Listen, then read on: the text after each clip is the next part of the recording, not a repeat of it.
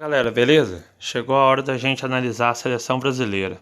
Seleção brasileira do Tite, que começou a comandar o Brasil em 2016, pegou metade do ciclo aí para a Copa de 2018, fez um ciclo de recuperação, aliás, um ótimo ciclo de recuperação, conseguiu chegar com louvores à Copa, foi campeão das eliminatórias, chegou, mas pagou um certo preço por isso, por ter que pegar um time desacreditado, uma seleção desacreditada, ter que remontar toda a equipe, restabelecer um modelo de jogo. O preço que foi pago para isso na última Copa foi que era uma seleção muito pragmática, uma seleção que tinha pouca variação de jogo, um modelo de jogo muito estático, certo? E ao contrário né, desse ciclo, o Tite teve os 4 anos para poder testar, observar, testar opções, mudar modelo de jogo, mudar a forma de atuação. E a gente vai ver aqui durante o vídeo que o Brasil tem seguramente pelo menos 3 formas muito interessantes de principalmente atacar adversários de formas diferentes, conforme a estratégia, conforme for o objetivo, certo? Durante as partidas, a forma de tentar machucar, ferir o adversário durante os jogos. Então vamos aqui em números como o Brasil joga. Basicamente essa que eu vou chamar aqui vai ser a primeira estrutura, certo? A primeira estrutura do Brasil vai ser basicamente um 4-2-3-1, certo? Vamos aqui passar pelas posições e vamos falar de alguns convocados aqui que podem jogar, tá bom? Algumas polêmicas. Primeiro no gol, Alisson, indiscutível, goleiro do Liverpool, um dos melhores goleiros do mundo, muita qualidade espetacular debaixo do gol, com muita capacidade de jogar com os pés também.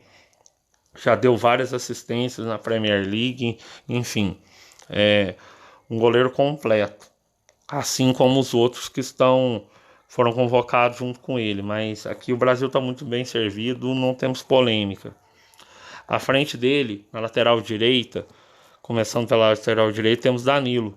Danilo da Juventus, que é um lateral muito versátil, pode ser zagueiro pela direita num trio de zaga, pode ser zagueiro pela direita jogando na linha de 4 também, pode ser lateral esquerdo, enfim, um jogador muito versátil, que tem uma função como lateral, que não é um lateral que apoia tanto, um lateral de ir no fundo, um lateral que ataca corredor, ao contrário, é um lateral mais que fica na base, na construção das jogadas, ao contrário do que nós sempre tivemos, né, como exemplo Cafu, Daniel Alves nos seus melhores anos, enfim, entre outros. A dupla de zagueiros incontestáveis também, Marquinhos e Thiago Silva, 2 referências, dois dos melhores da sua geração, muita qualidade, muita segurança, com a bola no pé, 2 zagueiros que ficam muito confortáveis, que ajudam muito a circular a bola desde trás, com muita capacidade de visão de jogo, de lançamento, de passe curto, enfim, são dois pilares aí da seleção do Tite.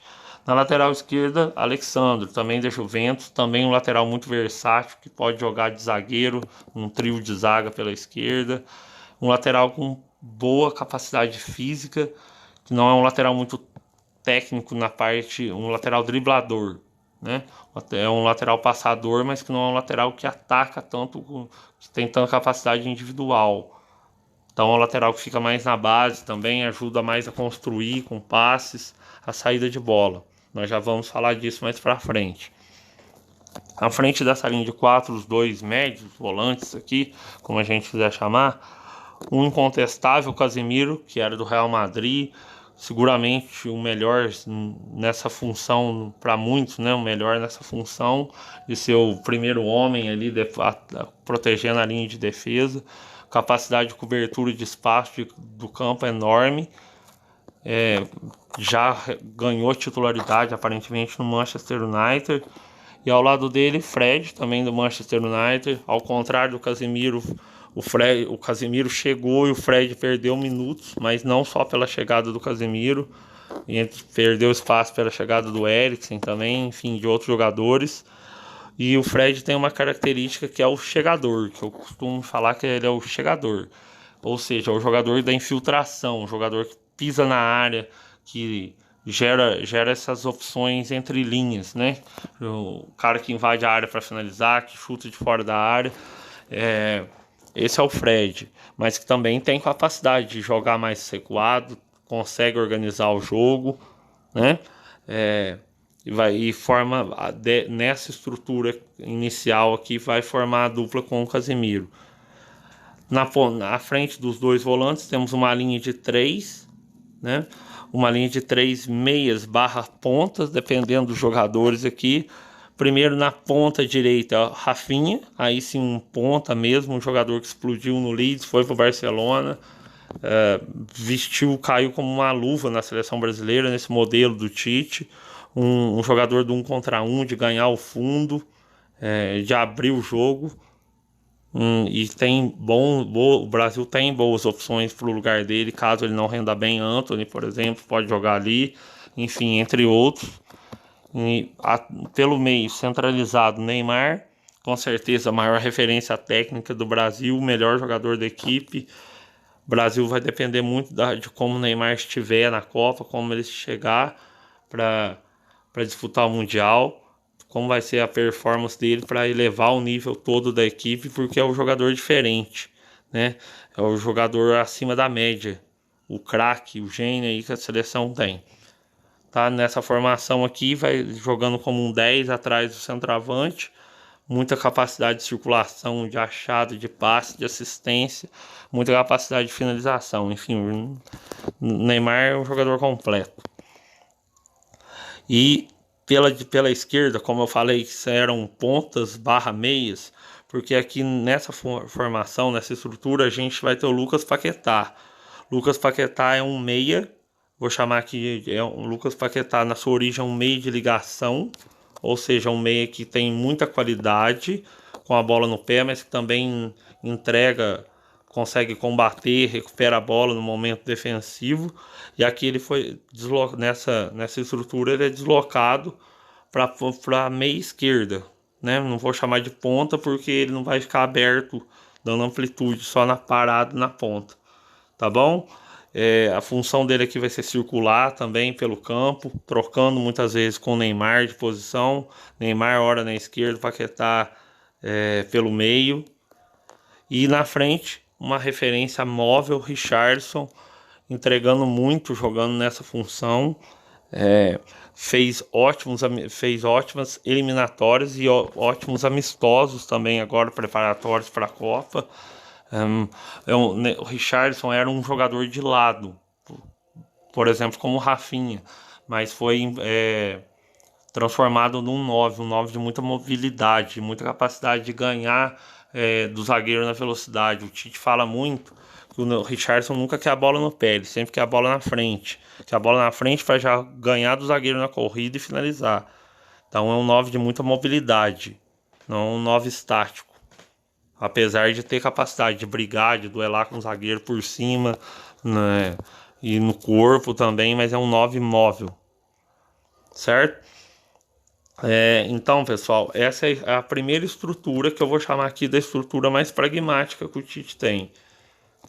Como que esse Brasil se defende? A gente vai começar falando aqui de trás para frente, tá? Porque independente das formações que eu falar aqui, que vão ser formações da forma como o Brasil ataca, a gente vai ver que o modelo aqui do Brasil, quando o Brasil está sem a bola se defendendo, o Brasil sempre vai partir de um 4-4-2, com linhas altas, um bloco defensivo muito alto, certo? Uma equipe que vai subir suas linhas para defender. Todo mundo sobe, pressionando o adversário, inclusive o goleiro, para fazer coberturas de bolas longas. Pressionando, perdeu a bola, todo mundo pressiona, morde, faz o perde, pressiona. E essa forma do Brasil se defender, seja com linhas altas ou quando a equipe adversária consegue furar esse primeiro bloco de marcação, o Brasil tem que recuar suas linhas. O mais importante é que o Brasil é um time sólido. O Brasil é um time dificilmente é vazado. Nas eliminatórias, o Brasil teve média de 0,3 gols por partidas. O Brasil sofreu 5 gols em 17 jogos. Um número extraordinário. Então essa é uma grande qualidade do Brasil, a capacidade defensiva. Que aqui com essa estrutura a gente vai ver sempre o Neymar e o Richarlison mais à frente. O Neymar vai ser com certeza o mais liberado, né? Mais livre das funções defensivas, mais claro que vai ter. E todo mundo pressionando, todo mundo marcando, jogando junto, normalmente marcando em zona, né? Um time muito bem organizado, todo mundo sabendo muito bem o que faz quando tá sem a bola. E um time muito agressivo, muito intenso, a seleção brasileira. Certo, pessoal? Agora nós vamos mostrar as 3 formas que o Brasil tem de atacar. Primeiro, partindo dessa estrutura que eu mostrei aqui, o 1-4-2-3-1. Certo? Algumas posições não vão mudar, porque só vão mudar algumas peças. O Brasil, basicamente, pessoal, quando tá sem a bola, quando tá atacando, desculpa, quando o Brasil tem a bola, o Brasil vai atacar num 1-2-3-5, ou também conhecido como pirâmide, como muita gente fala, o Guardiola usa muito esse termo. Enfim, foi no livro A Pirâmide Invertida, né? Fala muito disso. O Brasil joga nesse 1-2-3-5. Nessa formação, a gente pode ver que o Neymar, Lucas Paquetá, Fred e o Rafinha, bem aberto na ponta direita, vão ficar atrás do 9, que é o Richarlison. Só que, como eu falei, pessoal, o Lucas Paquetá não é exatamente um ponta, então ele não vai, ao contrário do Rafinha do outro lado, o Lucas Paquetá não vai ficar sempre aberto. Ele vai flutuar pelo meio e muitas vezes vai trocar de posição com o Neymar, para o Neymar ficar aberto do lado esquerdo, na ponta do ataque. Então vamos ter uma movimentação grande entre esses dois jogadores, certo? Outra opção que a gente vai ter também nessa formação é que, como uma troca, né, o Neymar pode muito bem chegar e se juntar, alinhar o Richarlison, se aproximar para fazer um jogo aqui perto do Richarlison. Lucas Paquetá pode fazer a meia, né, entrar em diagonal ali pelo centro do ataque, o que vai liberar o corredor um pouco para o Alexandre. O Alexandre não é esse lateral ofensivo, né, ele vai estar aqui na mesma linha do Casemiro junto com o Danilo, fazendo esses 3 jogadores ali atrás dos 5 jogadores mais adiantados. Mas o Alexandre não tem tanto essa característica, mas nessa formação, ou ele, ou o Alexandre, ou o Alex Telles vão ter que jogar um pouco mais adiantados, dependendo da posição no campo que Richarlison ou Neymar estiver. Richarlison, desculpa. Lucas Paquetá ou Neymar estiverem no campo. Certo? Aí pode variar por Alex Telles, que é um lateral de menos força física, mas mais qualidade de cruzamento, né? Mais qualidade de bola longa, de bater na bola, um lateral que tem muita qualidade no passe longo, um cruzamento muito preciso. Em compensação, tem menos capacidade física, certo? Enfim, essa é a primeira forma que o Brasil tem de atacar, que eu vou chamar aqui de ser a mais pragmática, inclusive porque a gente viu que a gente tem o Fred jogando aqui. O Fred, como eu falei, é o chegador, né, o jogador que vai sempre infiltrar, mesmo estando aqui junto com o Neymar, é o cara que vai ter mais capacidade de pisar na área, infiltrar, também tem capacidade de circular a bola, de ajudar na circulação, mas o Fred vai ser um dos chegadores da equipe. O segundo modelo, aqui, ó, basicamente, os 2 zagueiros e os 3 no meio não vão mudar tanto, certo? Os 2 zagueiros e essa linha formada pelo lateral direito, o volante e o lateral esquerdo não vão mudar. O que vai trocar aqui são alguns nomes da frente, algumas posições. Vamos lá. Então a gente vai começar a usar aqui o nosso banco de reservas do Tite. Então a gente vai colocar o Vinícius Júnior no lugar do Richarlison. Segunda alternativa, que é vai ser um time mais móvel, certo? O Richarlison vai perder lugar para o Vinícius Júnior. O Neymar vai ser adiantado como um 9, né? Um falso 9. E o Lucas Paquetá vai ser um meia, certo? Vai virar um meia no lugar ao lado do Fred. Aqui pessoal, a gente vê o seguinte, como o Brasil ataca, agora sim, com dois pontas bem definidos, Rafinha já estava, né, pela direita, Vinícius Júnior pela esquerda, os dois pontas agudos de um contra um, capacidade de atacar em diagonal, de ganhar a linha de fundo, de vencer duelos individuais, certo? Pelo meio, Lucas Paquetá na posição onde ele se sente mais confortável, que é pelo centro, né? Um meia, como eu falei, um meia de ligação, um cara que tem capacidade de organização de jogo, de circulação de bola, num passe criativo. Ao lado dele a gente vai ter o Fred, que é o, como eu falei, o chegador. E na frente, pessoal, aqui a gente vai ter o Neymar jogando de falso 9. Essa formação é muito útil, importante, útil, principalmente contra defesas que marcam individual, que fazem encaixes individuais longos. Por quê? Porque nessa formação a gente com certeza vai ter muita movimentação, muita troca de posição do Neymar com a entrada do Lucas Paquetá, né? Ou, por exemplo, o Neymar sai e o Fred infiltra, ou o Neymar sai e um dos pontas infiltra em diagonal, ora o Rafinha, ora o Vini, certo? Então é uma formação muito importante dependendo da estratégia utilizada contra determinado tipo de marcação do adversário. Beleza? Então, essa é a segunda forma do Brasil atacar, que é uma formação mais móvel. Agora a gente vai falar da terceira forma do Brasil atacar. Vamos voltar aqui a usar nosso campinho, desculpa, nosso banco de reservas. Agora quem vai perder o lugar no time vai ser o Fred. O Fred perderia lugar no time. Inclusive, esse foi o último teste que o Tite fez num amistoso, se eu não me engano, contra a Gana. O Fred perde o lugar no time, o Richarlison volta e a gente tem uma pequena troca aqui de posição de lado do Neymar e o Lucas Paquetá. Observem aqui, então o Brasil ficou com os dois zagueiros, a linha de 3, lateral direito, Danilo, Casemiro e Alexandre, lateral esquerdo, uma linha de dois meias, Neymar, vou chamar aqui de meias atacantes, Neymar, Lucas Paquetá, dois pontas bem abertos, Rafinha na direita e o Vini na esquerda, e na frente uma referência móvel, que é o Richarlison, uma referência para receber esses cruzamentos. Aí sim, você ter esses pontas, qual a vantagem de você ter esse 9, que tem um pouco mais de presença física do que, por exemplo, o Neymar jogando nessa função de falso 9. Os pontas podem ganhar a linha de fundo e cruzar a bola na área, porque você vai ter alguém ali bom no jogo aéreo, que tem capacidade física para brigar com os zagueiros. Então esse é um Brasil mais ofensivo. Só que notem, para vocês verem, a gente pode notar que aqui, se o Brasil, suponhamos que o Brasil perca a posse de bola, o Casemiro vai ficar sozinho, os laterais, óbvio, vão voltar para defender, evidente, a linha de 4, e o Casemiro vai meio que ficar sozinho, porque o Lucas Paquetá não é exatamente esse jogador do combate preciso. Ele consegue, ele faz sim, mas ele não tem a mesma intensidade, a mesma capacidade de marcação do Fred. Então, isso é um ponto negativo dessa estrutura.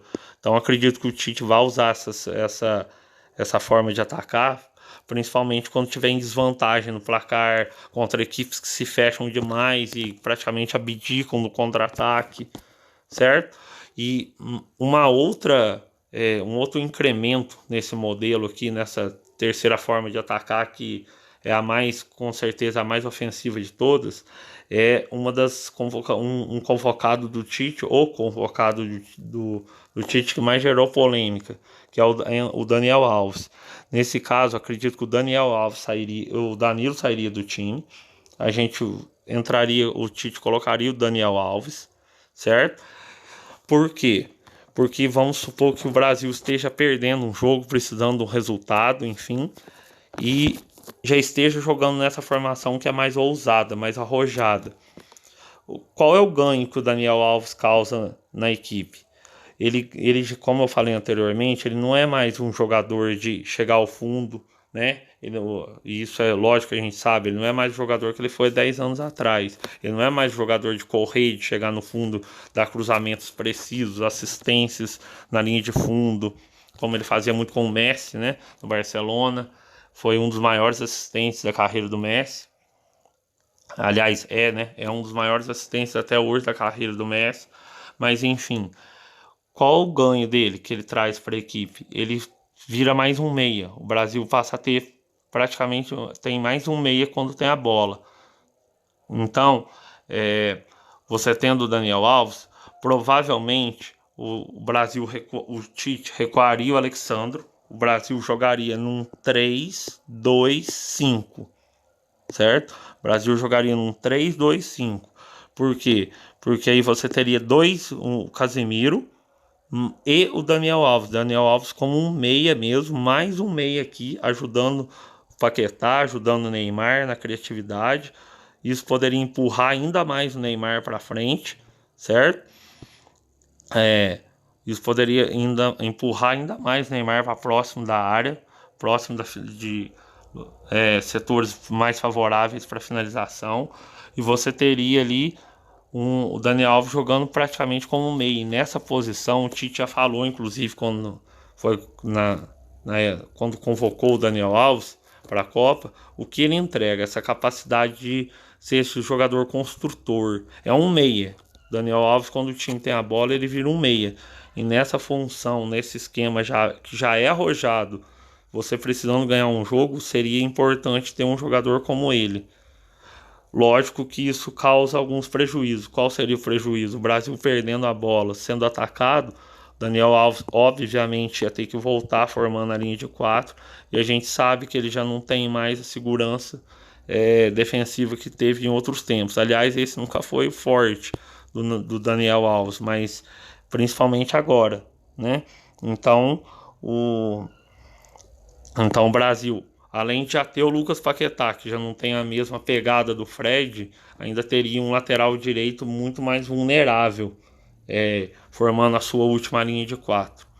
Enfim, são escolhas que podem dar certo ou não, podem fazer sentido ou não, dependendo da estratégia do jogo, do adversário, do momento da partida.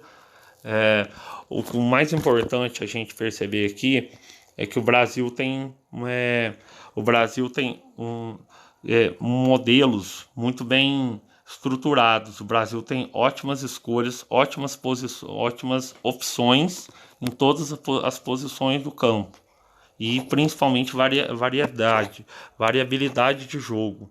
O Brasil tem várias formas de atacar, certo? Eu já mostrei aqui pelo menos 3 muito interessantes, mas, por exemplo, a gente poderia falar de jogar com o Pedro. O Brasil poderia ter o Pedro, ter 2 pontas, como eu falei, para cruzar a bola alta para o Pedro ganhar de cabeça, usar a força física do Pedro contra os zagueiros, empurrando a linha de defesa do adversário para trás. Poderia jogar, por exemplo, com o Pedro e com o Richarlison, daria para fazer também. Então, enfim, dessa vez, ao contrário do que foi em 2018, dessa vez o Tite tem muitas opções, muitas maneiras diferentes de atacar, principalmente os adversários. Defensivamente, a equipe já é muito sólida, o modelo, a estrutura defensiva da equipe já está muito bem assimilada pelos jogadores. O Brasil é uma equipe muito sólida. Quanto a isso, a gente acha que pode ficar tranquilo.